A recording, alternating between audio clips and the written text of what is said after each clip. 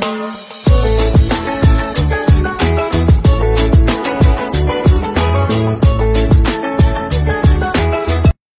The lord. ప్రభువైన యేసుక్రీస్తు వారు ఈరోజు మనకు అందిస్తున్నటువంటి వాగ్దానం, నమ్మకమైన దూత హృదయమును తెప్పరిల్లజేయును. సమయానికి తగిన రీతిగా పలుకబడిన మంచి మాటలు వెండి పళ్ళెంలో ఉంచిన బంగారు పండులా ఉంటుంది. జ్ఞానం గల ఒక మనిషి నీకు ఒక హెచ్చరిక ఇస్తే బంగారు ఉంగరాల కంటే లేక మేలిమి బంగారు నగల కంటే అది ఎక్కువ విలువ కలగదు. నమ్మదగిన వార్తాహరుడు అతనికి పంపిన వారికి ఎంతో విలువ గలవాడు. అతడు కోతకాలపు ఎండా రోజుల్లో చల్లటి నీళ్ల వంటి వాడు.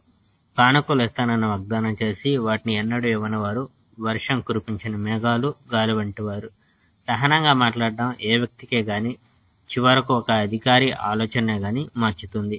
నిదానంగా మాట్లాడడం చాలా శక్తివంతమైనది. తేనె మంచిది, కానీ దాన్ని మరి ఎక్కువగా తినవద్దు. నీవలా చేస్తే నీకు జబ్బు వస్తుంది. అదేవిధంగా నీ పొరుగు వాని ఇంటికి మరీ తరచుగా వెళ్ళవద్దు. నీవలా చేస్తే అప్పుడు అతడు నిన్ను అసహించుకోవడం మొదలు పెడతాడు. సత్యం చెప్పని మనిషి ప్రమాదకరమైన వాడు. అతడు ఒక గుణపం లేక ఖడ్గం లేక వాడిగల బాణం లాంటి వాడు. కష్టకాలంలో అబద్ధికుని మీద ఎన్నడూ ఆధారపడవద్దు. ఒక మనిషి నొప్పెడుతున్న పన్నులా లేక కుంటి పాదంలా ఉంటాడు. నీకు అతడు ఎంతో అవసరమైనప్పుడే అతడు నిన్ను బాధ పెడతాడు. దుఃఖంలో ఉన్న మనిషి దగ్గర ఆనంద గీతాలు పాడడం అతడికి చలి పెడుతున్నప్పుడు అతని గుడ్డలు తీసివేయడంలో ఉంటుంది. అది సోడా, చిరక మిళితం చేసినట్టు ఉంటుంది.